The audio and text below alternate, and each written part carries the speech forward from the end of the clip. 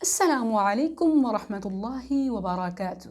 نحمده ونصلي على رسوله الكريم. أما بعد، فأعوذ بالله من الشيطان الرجيم. بسم الله الرحمن الرحیم.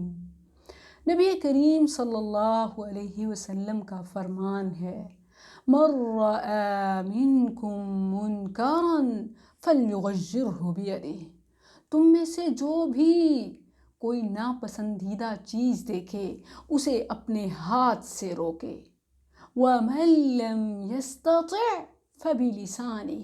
جو ہاتھ سے نہیں روک سکتا وہ اپنی زبان سے بولے تو صحیح، برائی کے خلاف روکے تو صحیح.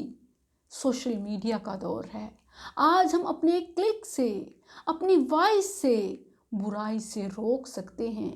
برائی سے روکنا چاہیے کیونکہ یہ ایمان کے فرسٹ 2 گریڈز ہیں.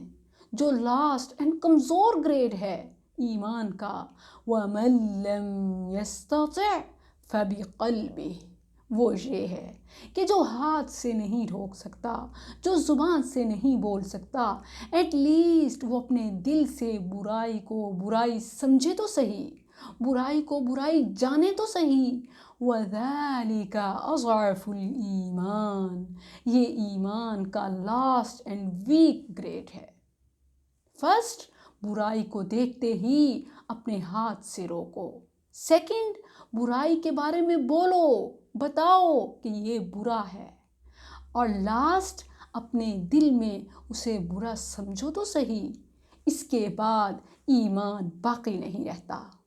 ویورز، اس کی زندہ مثال ناروے میں ہمارا وہ مسلمان بھائی ہے کہ جس کے سامنے جب قرآن چلایا جانے لگا تو وہ دنیا کے کسی بھی قانون کی پرواہ کیے بغیر اپنی جان کی بازی لگا دیتا ہے.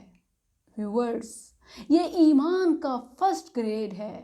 اس نے اپنی جان کی پرواہ کیے بغیر، کیمروں کی پرواہ کیے بغیر، ریکارڈنگ کا دور ہے، کسی قانون کی پرواہ کیے بغیر نبی کریم صلی اللہ علیہ وسلم کے اس فرمان کے مطابق ایمان کی پہلی پوزیشن لے گیا. من رأى منکم منکرا فلیغیرہ بیدہ. اس کی زندہ مثال بن گیا. ویورز، مجھے ناروے کے مسلمانوں کا احتجاج کا یہ طریقہ بڑا پسند آیا کہ جب انہوں نے اس واقعے کے بعد اجتماعی طور پر قرآن کھول کر ساری دنیا کے سامنے پڑھنے لگے. پتہ ہے کیوں؟ کیونکہ اس قرآن سے دور ہونے کی وجہ سے ہی آج کسی حیوان نے یہ جرت کی ہے.